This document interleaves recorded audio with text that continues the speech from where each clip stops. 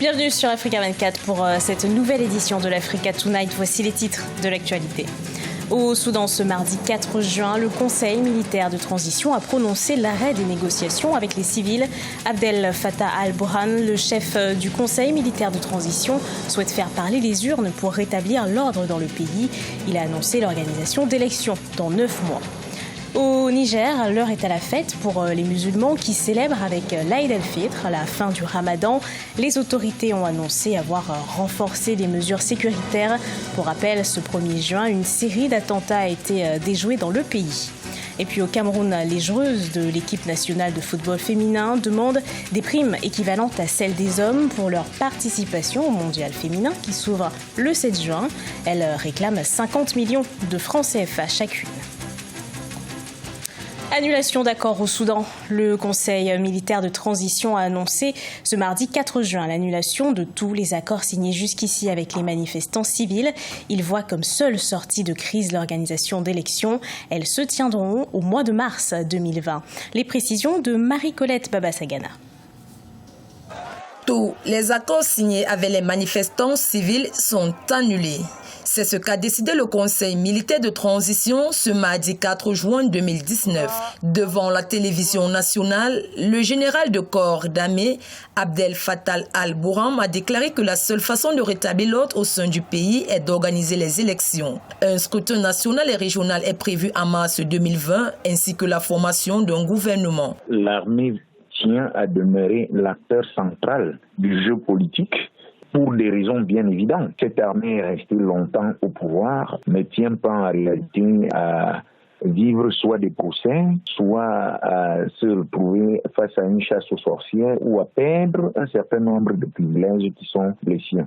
Aussi, ce conseil militaire s'engage à traduire devant la justice tous les membres de l'ancien régime d'Omar el-Béchir impliqués dans la corruption et les crimes, apporter la paix dans les régions en conflit et préparer un environnement propice à des élections transparentes.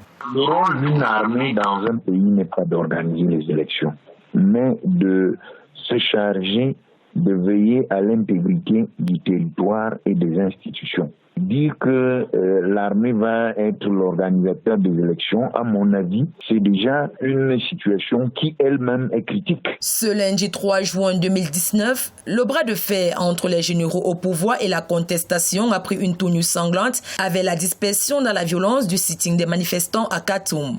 Une opération qui a fait plus de 35 victimes et 650 blessés. À noter que le chef du conseil militaire s'est de nouveau engagé à céder le pouvoir à un régime démocratiquement élu.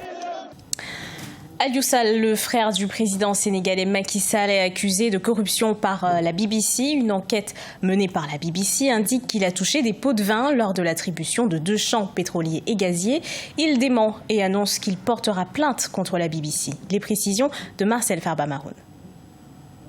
Quelques heures après le documentaire réalisé par la chaîne publique britannique BBC intitulé « Un scandale à 10 milliards de dollars » l'impliquant dans une affaire de corruption, Aliou Sall n'a pas tardé à réagir. En conférence de presse, le frère du président sénégalais Macky Sall dénonce un documentaire à charge et rejette les accusations.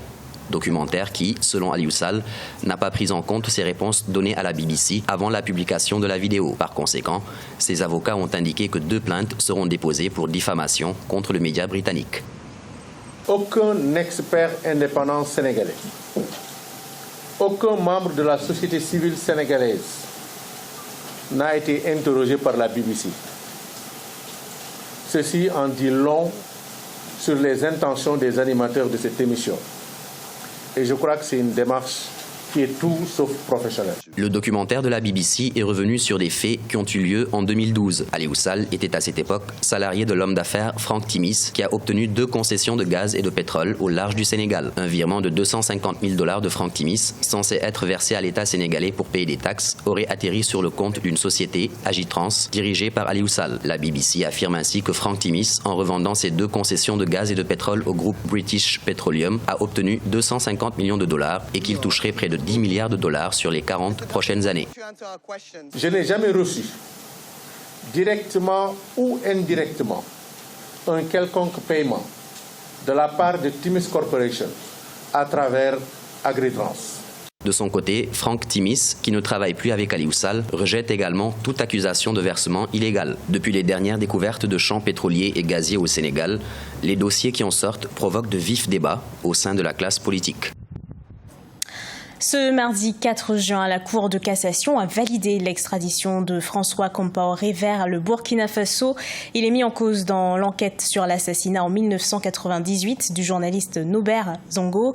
La plus haute juridiction judiciaire a rejeté le pourvoi et refusé de transmettre au Conseil constitutionnel une question prioritaire de constitutionnalité, une question déposée par sa défense contre les textes régissant l'extradition. Cette décision nécessite tout de même un décret du gouvernement français pour être effective et peut faire l'objet d'un recours devant le Conseil d'État. Les musulmans nigériens célèbrent ce mardi l'Aïd el-Fitr, une fête qui symbolise la fin du mois du Ramadan. Dans le pays, les festivités se déroulent dans un contexte de renforcement sécuritaire. Des attentats ont été déjoués dans la ville de Niamey, notamment. Reportage de notre correspondant Sadou Alizé Mokhtar. C'est sous une sécurité renforcée que la communauté musulmane du Niger a célébré la fête de l'Aïd el-Fitr, marquant la fin du mois du Ramadan. Cette célébration intervient dans une période marquée par le regain de l'insécurité dans le pays. À Niamey, la capitale, comme dans les autres régions du pays, les autorités ont annoncé avoir renforcé les mesures sécuritaires afin de permettre une parfaite célébration. Je prie Dieu, comme nous avons l'habitude de le faire, qu'il descende sa rahma et sa ni'ma sur notre pays, qu'il lui assure la stabilité, la paix, qu'il nous protège contre le terrorisme, contre tous les dangers de ce moment et de cette région. Le président de la République, Issoufou Mahamadou, accompagné des membres du gouvernement ainsi que de plusieurs fidèles musulmans, ont participé dans la matinée à la prière collective, à la grande prière de Niamey. À l'instar d'autres pays du Sahel, le Niger fait face ces derniers temps, dans certaines de ses zones frontalières, aux exactions d'organisations terroristes et de bandits armés. C'est d'appeler le peuple nigérien à plus de vigilance, parce que nous avons remarqué un certain nombre d'intrusions maintenant. Et nous pensons que nous devons tous être unis pour assurer la sécurité, la paix pour notre pays. Je félicite vraiment tout le peuple nigérien. Pour rappel, la veille de cette fête, les autorités ont annoncé avoir arrêté 11 terroristes présumés sur le point de commettre des attentats dans la capitale Niamey et à Difa au sud-est, près de la frontière avec le Nigeria.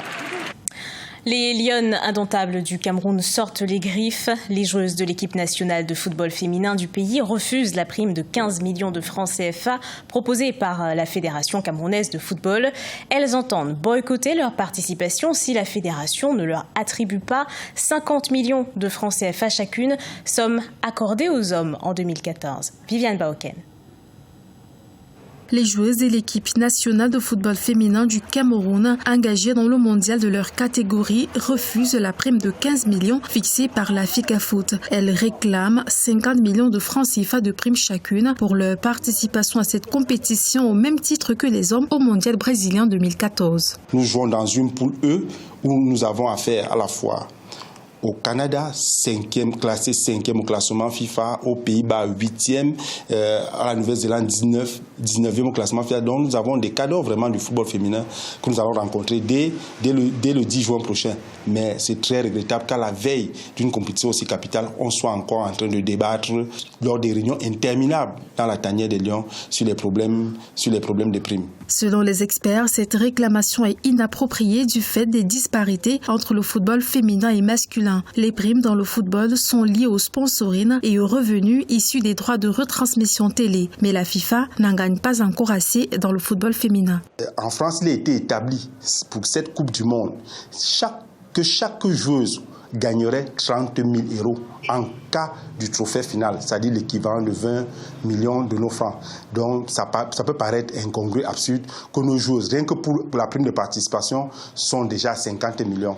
À dire vrai, les 15 millions proposés par les autorités en charge du football camerounais comme prime de participation ne me semblent pas être dérisoires. Selon le décret portant organisation des sélections nationales, 6 mois avant le début d'une phase finale d'une Coupe du Monde, les joueuses devraient être fixées sur le montant de leur prime. À noter que le mondial féminin se jouera du 7 juin au 7 juillet 2019 en France.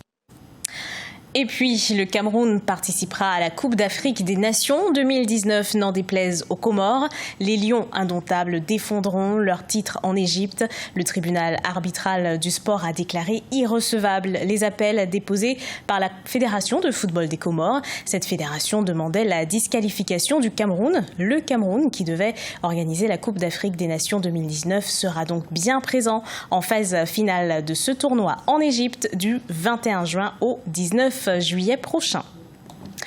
Ce journal a été préparé par l'ensemble de la rédaction. Merci à vous de l'avoir suivi et retrouvez dans un instant une nouvelle édition de l'actualité sur Africa 24.